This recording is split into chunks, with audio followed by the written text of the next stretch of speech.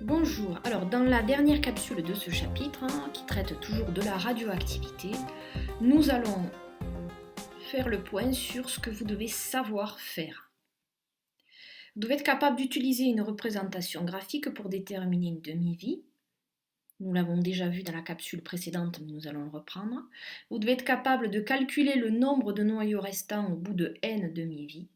Et vous devez être capable d'estimer la durée nécessaire pour obtenir une certaine proportion de noyaux restants. C'est parti pour le premier savoir-faire. Alors nous allons travailler sur la désintégration du césium-137 en barium. Ici, pour un temps t égale 0, nous avons un nombre n0 de noyaux radioactifs, sachant qu'ici c'est un milliard de noyaux radioactifs de césium. C'est parti. Rappelons que la demi-vie, c'est la durée nécessaire pour que la moitié des noyaux d'un échantillon se soit désintégrés.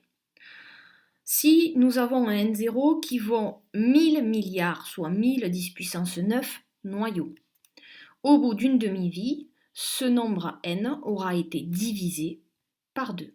Le nombre de noyaux à T1,5 sera N0 divisé par 2. On va se retrouver ici avec 500 milliards de noyaux radioactifs. Repérons ce nombre de noyaux sur le graphique. Donc, N0 aura été divisé par 2. Je prends ma règle, je trace un trait horizontal jusqu'à intercepter la courbe, puis vertical pour venir lire ici sur l'axe des abscisses le temps de demi-vie. Ici, on a un temps de demi-vie, T1,5, qui sera égal à 30 ans, qui est caractéristique du césium. Maintenant, nous allons prendre un exemple pour pouvoir travailler sur les deux dernières compétences. La scintigraphie thyroïdienne, c'est un examen qui va permettre de voir en fait des dysfonctionnements au niveau de la thyroïde. Pour faire cet examen, on va introduire dans la thyroïde de très faibles doses de ce que l'on appelle un traceur radioactif. C'est une substance qui va contenir un élément radioactif, mais qui aura une courte demi-vie.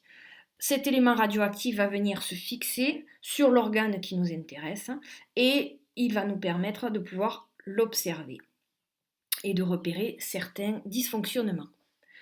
Il faut impérativement que ce traceur radioactif soit inactif au bout de quelques semaines maximum. C'est pour ça que sa demi-vie doit être courte. Un des traceurs qui est utilisé en scintigraphie, c'est l'iode 123, dont voici la représentation du noyau. Cet isotope de l'iode a une demi-vie de 8 jours et le patient va ingérer une dose de N0 égale 4,60 10 puissance 15 atomes. Alors, on est parti pour travailler sur la première compétence. Vous êtes capable de calculer le nombre de noyaux qui va rester au bout d'un certain temps, au bout d'un certain nombre de demi-vies. Première chose à faire quand on fait un exercice, c'est de relever les valeurs des données données dans l'énoncé. Donc l'iode que voici, son temps de demi-vie qui vaut 8 jours et le nombre initial de noyaux radioactifs qui aura été ingéré par le patient. Alors ici, c'est des atomes, mais chaque atome possède un noyau, donc en fait c'est le nombre de noyaux radioactifs ingérés au départ.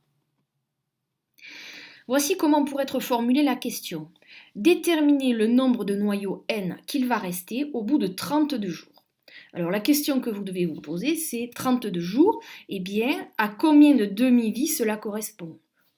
Petit calcul tout simple. Dans 32 jours, combien de fois il y a 8 jours? 32 divisé par 8, ce qui nous donne 4 jours. En réalité, on nous demande combien il va rester de noyaux au bout de 4 demi-vies. Nous avons vu dans la capsule précédente, ce tableau est à connaître, qu'au bout de 4 demi-vies, le nombre d'échantillons aura été divisé par 16. Donc, pour connaître le nombre de noyaux qu'il va rester, je vais diviser tout simplement le nombre de noyaux présents au départ par 16. Je fais mon calcul et je peux dire qu'au bout de 4 demi-vies, au bout de 32 jours, il ne restera plus que 2,9 10 puissance 14 noyaux. Travaillons sur la deuxième et dernière compétence. On pourrait poser la question comme ça dans un exercice. Quelle est la durée nécessaire pour qu'il ne reste plus que 25% des noyaux radioactifs? 25% c'est quoi? 25% ce n'est que un quart des noyaux radioactifs. Je remets ici le tableau qui nous intéresse et je vois que le nombre de noyaux radioactifs aura été divisé par 4, ici, au bout de 2 demi-vies. Une demi-vie, c'est 8 jours. 2 demi-vies, c'est 2 fois 8 jours, soit 16 jours. Ainsi, on peut en conclure que pour qu'il ne reste uniquement que 25% des noyaux radioactifs, il faudra attendre 16 jours. Voilà, maintenant, à toi de jouer en t'entraînant sur les exercices proposés.